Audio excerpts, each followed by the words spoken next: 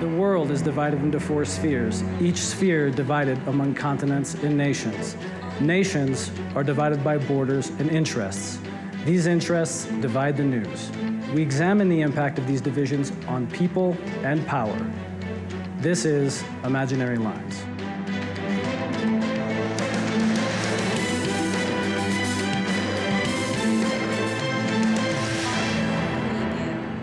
Welcome to the program. I'm your host, Chris Spannos. Coming up on the show, the U.S. Senate Intelligence Committee has produced a scathing report on CIA torture. The report has proven to be a bombshell. I'll speak with political activist and writer Sam Husseini about the report. But first, a look at news on Latin America. Legislation passed by the U.S. Senate Monday, December 8th, calls on President Barack Obama to impose sanctions on Venezuelan officials accused of human rights violations. Targets of the new sanctions could face asset freezes in the United States and be denied visas.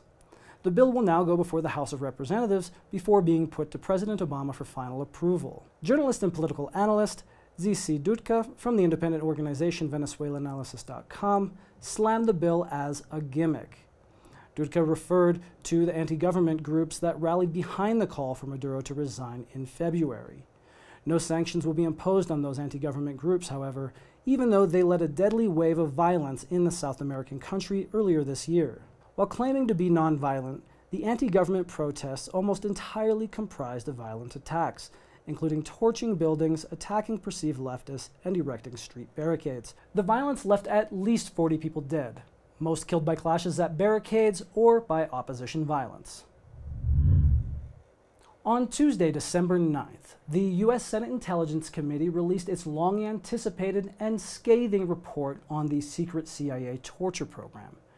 The program sought to detain and interrogate suspected terrorists following the 2001 September 11th attacks on the United States. The Senate Intelligence Committee report created a political fallout. Sam Husseini is Communications Director for the Institute for Public Accuracy. He joins me to discuss the report. Hi, Sam. Welcome to Imaginary Lines. Good to be with you. First, what was in the report and what kind of CIA practices did it reveal? Well, we're not positive what's in the full report because only about 20% of it was made public, just the executive summary, and not even the full executive summary. A lot of it is redacted, and a lot of the nitty-gritty, like the really important footnotes, if you really get down to the specifics, were what they call redacted, in effect blacked out, censored. But there was still a good deal of content that came out about the level of the brutality that the torture program entailed, sleep deprivation for up to over 130 hours. I mean, just days on end when you're talking about sleep deprivation. Just the uses of just totally breaking somebody down so that they become utterly subservient.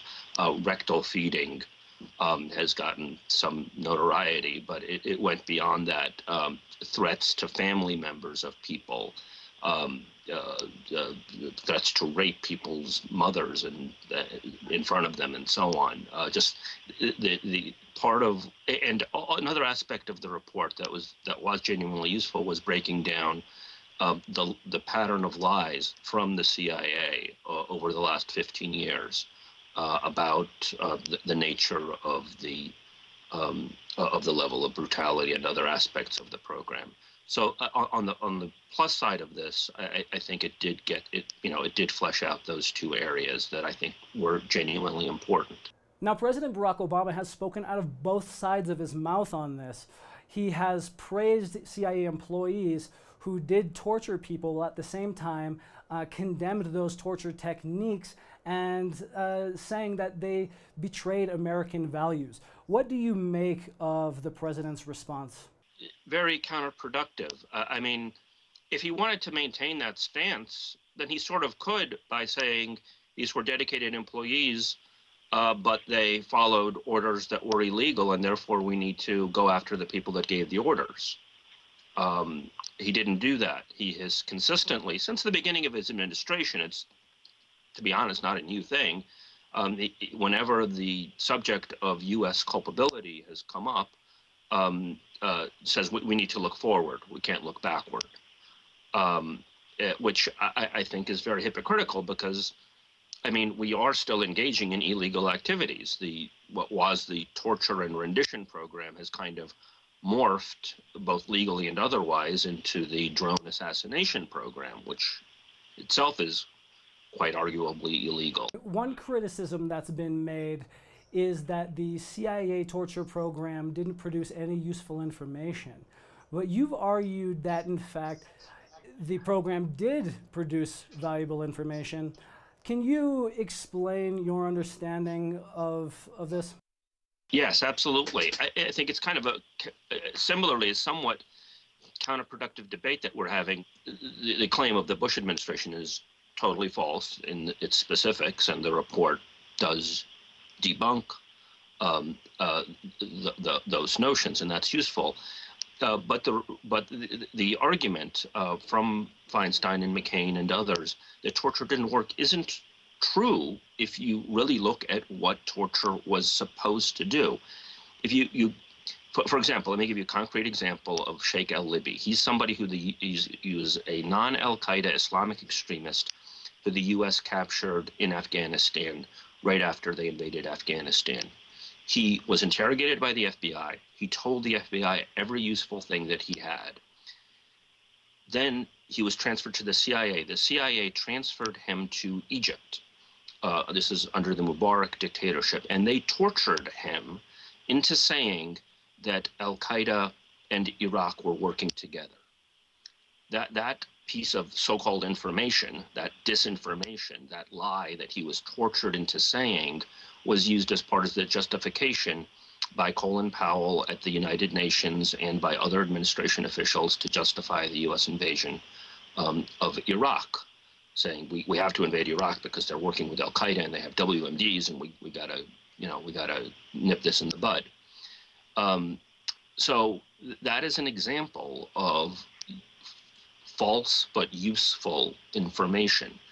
And this is well known within the CIA. You go back to internal documents, past reports on things like torture, they outright say that torture will not produce true information. It may produce false information. They talk in past documents about exploitive information, that is getting known to be false information for propaganda and other purposes. For example, to make somebody a double agent, things like this. So the real way that torture works is not the way that it's being portrayed to the public, that, oh, we have to torture this person because they know about an imminent attack against the United States and it's going to harm civilians, so we have to torture them to saying that. That's not what's going on by and large. What is going on is that we're torturing somebody into saying something that is useful to pursue policy goals and to help justify those goals. Thank you very much for joining me on Imaginary Lines, Sam. Good to be with you. The case of the 43 disappeared students has resulted in the worst press coverage for Mexican President Enrique Peña Nieto since he took office 2 years ago. There are near daily protests, some of the largest Mexico has ever seen, and opposition politicians constantly criticize him and his party. The Mexican media, dominated by two major outlets, have had no choice but to cover the outrage of the Mexican people that is spilled out onto the streets. However, November 28th saw the death of internationally renowned comedian Roberto Gómez Bolaños, known for his TV show El Chavo de Ocho and his character El Chapulín Colorado. The Mexican media leaped at the chance to change the top news story, giving endless coverage to news of his death and dropping coverage of criticisms of Peña Nieto. There are several memes on the internet suggesting that Peña Nieto is in fact grateful for the death of Bolaños, some even suggesting that the timing was too perfect. Even here, Peña Nieto has faced criticism. He took only 12 minutes to send condolences out to Bolaños' family via his Twitter account, yet he took more than 12 days to express condolences to the families of the disappeared 43 students. As of mid-December, the protest by those seeking justice for the students carries on. The parents of the disappeared students are planning a tour of the United States to raise awareness of the injustice. That's it for today's Imaginary Lines. Thanks for watching the show. I'm your host, Chris Spannos. Please join me next week.